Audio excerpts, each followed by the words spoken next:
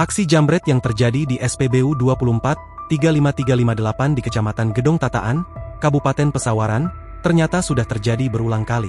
Pelaku diduga orang yang sama. Diketahui sebelumnya, insiden penusukan terhadap petugas SPBU yang dilakukan seorang perampok di SPBU 24 35358 pada Senin, 23 Desember 2024. Sempat duel dengan pelaku, kini petugas SPBU dirawat di rumah sakit.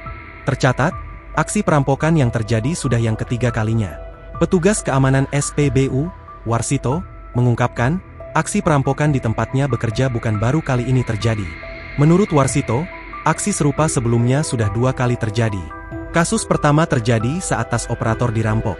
Waktu itu, pelaku berhasil kabur tanpa jejak, ungkap Warsito, Selasa, 23 Desember 2024. Pada insiden kedua, pelaku gagal melancarkan aksinya karena lebih dulu diketahui oleh para pegawai SPBU.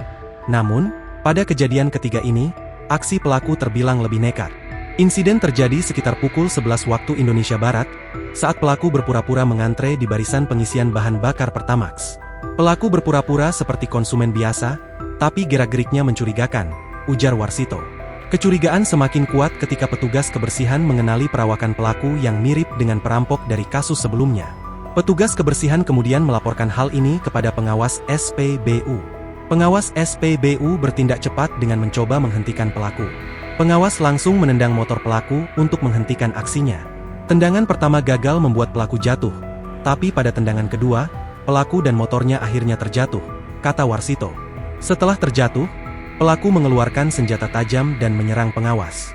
Korban mengalami luka serius dengan 9 tusukan di tubuhnya akibat serangan pelaku, tambahnya. Meskipun terluka, pengawas dan beberapa pegawai SPBU sempat mencoba menahan pelaku. Namun, pelaku berhasil melarikan diri dengan sepeda motornya ke arah Gedong Tataan. Akibat insiden tersebut, korban langsung dilarikan ke RSUD Abdul Muluk, Bandar Lampung, untuk mendapatkan perawatan intensif.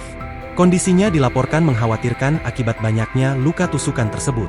Kami menduga pelaku adalah orang yang sama dari kasus-kasus sebelumnya, ujar Warsito. Polisi saat ini tengah melakukan penyelidikan lebih lanjut, termasuk memeriksa rekaman CCTV di lokasi kejadian dan mengumpulkan keterangan dari saksi mata. Pihak SPBU berharap polisi dapat segera menangkap pelaku agar kejadian serupa tidak lagi terulang. Download Tribun X sekarang, menghadirkan lokal menjadi Indonesia.